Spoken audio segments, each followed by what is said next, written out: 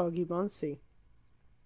The olive trees beside him were draped with the weekly, or more probably the monthly, wash. What a frightful spotty blouse! He could not think where he had seen it. Then he remembered that it was Lilia's. She had brought it to hack about in at Sawston, and had taken it to Italy because in Italy anything does. He had rebuked her for the sentiment. "Beautiful as an angel!" bellowed Perfetta, holding out something which must be Lilia's baby. "But who am I addressing?" "Thank you. Here is my card." He had written on it a civil request to Gino for an interview next morning, but before he placed it in the basket and revealed his identity he wished to find something out. "Has a young lady happened to call here lately? A young English lady?" Perfetta begged his pardon. She was a little deaf. "A young lady. Pale, large, tall?" She did not quite catch. "A young lady!" "Perfetta is deaf when she chooses," said the Dogana's relative. At last Philip admitted the peculiarity and strode away. He paid off the detestable child at the Volterra gate. She got 2 nickel pieces and was not pleased, partly because it was too much, partly because he did not look pleased when he gave it to her. He caught her fathers and cousins winking at each other as he walked past them. Monteriano seemed in one conspiracy to make him look a fool. He felt tired and anxious and muddled and not sure of anything except that his temper was lost. In this mood he returned to the Stella d'Italia, and there, as he was ascending the stairs, Miss Abbott popped out of the dining room on the first floor and beckoned to him mysteriously. "I was going to make myself some tea," he said, with his hand still on the banisters. "I should be grateful." So he followed her into the dining room and shut the door. "You see," she began, "Harriet knows nothing." "No more do I. He was out." "But what's that to do with it?" He presented her with an unpleasant smile. She fenced well, as he had noticed before. "He was out. You find me as ignorant as you have left Harriet." "What do you mean?" "Please, please, Mr. Herriton, don't be mysterious. There isn't the time. Any moment Harriet may be down, and we shan't have decided how to behave to her. Sawston was different. We had to keep up appearances. But here we must speak out, and I think I can trust you to do it. Otherwise we'll never start clear." "Pray let us start clear," said Philip, pacing up and down the room. "Permit me to begin by asking you a question. In which capacity have you come to Monteriano, spy or traitor?" "Spy," she answered, without a moment's hesitation. She was standing by the little Gothic window as she spoke. The hotel had been a palace once. And with her finger she was following the curves of the moulding, as if they might feel beautiful and strange. "Spy," she repeated, for Philip was bewildered at learning her guilt so easily, and could not answer a word. "Your mother has behaved dishonourably all through. She never wanted the child. No harm in that. But she is too proud to let it come to me. She has done all she could to wreck things. She did not tell you everything. She has told Harriet nothing at all. She has lied or acted lies everywhere. I cannot trust your mother. So I have come here alone, all across Europe. No one knows it. My father thinks I am in Normandy, to spy on Mrs. Herriton." "Don't let's argue." For he had begun almost mechanically to rebuke her for impertinence. "If you are here to get the child, I will help you. If you are here to fail, I shall get it instead of you." "It is hopeless to expect you to believe me," he stammered. "But I can assert that we are here to get the child, even if it costs us all we've got. My mother has fixed no money limit whatever. I am here to carry out her instructions.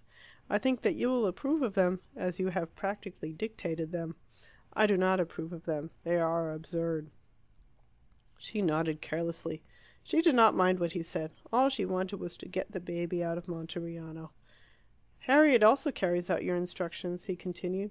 "She, however, approves of them, and does not know that they proceed from you. I think, Miss Abbott, you had better take entire charge of the rescue party. I have asked for an interview with Signor Carella tomorrow morning. Do you acquiesce?" She nodded again. "Might I ask for details of your interview with him? That might be helpful to me." He had spoken at random. To his delight she suddenly collapsed.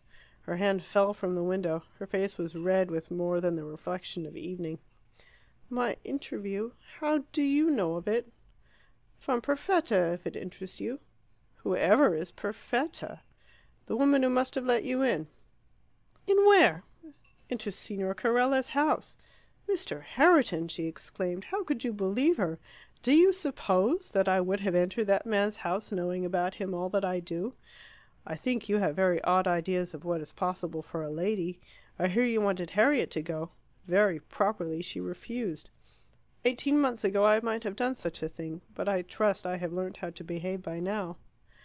Philip began to see that there were two Miss Abbotts. The Miss Abbott who could travel alone to Monteriano, and the Miss Abbott who could not enter Gino's house when she got there. It was an amusing discovery. Which of them would respond to his next move? "I suppose I misunderstood Perfetta. Where did you have your interview, then?" "Not an interview, an accident. I am very sorry. I meant you to have the chance of seeing him first. Though it is your fault. You are a day late. You were due here yesterday.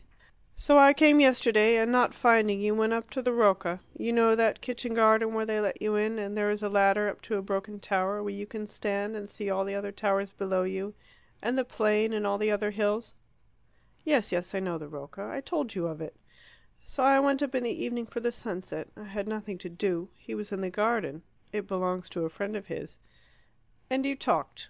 "It was very awkward for me. But I had to talk. He seemed to make me. You see, he thought I was here as a tourist. He thinks so still. He intended to be civil, and I judged it better to be civil also." "And of what did you talk?" "The weather. There will be rain, he says, by tomorrow evening. The other towns, England, myself, about you a little, and he actually mentioned Lilia. He was perfectly disgusting. He pretended he loved her. He offered to show me her grave, the grave of the woman he has murdered." "My dear Miss Abbott, he is not a murderer. I have just been driving that into Harriet. And when you know the Italians as well as I do, you will realize that in all that he said to you he was perfectly sincere. The Italians are essentially dramatic.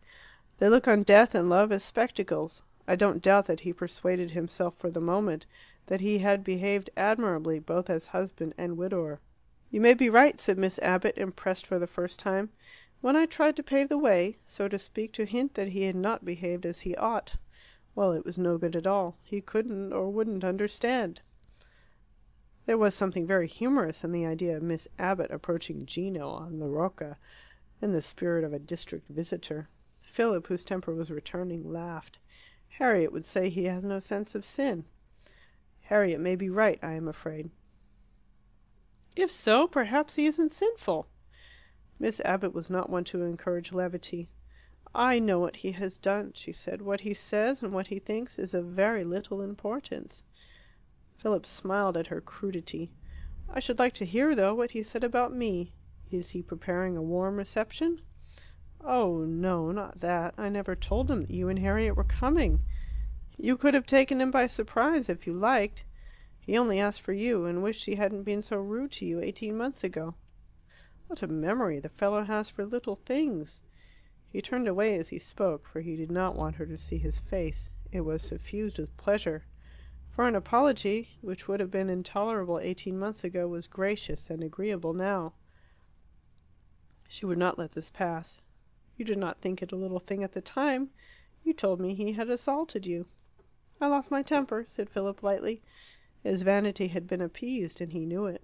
This tiny piece of civility had changed his mood. Did he really? What exactly did he say? "He said he was sorry. Pleasantly, as Italians do say such things. But he never mentioned the baby once."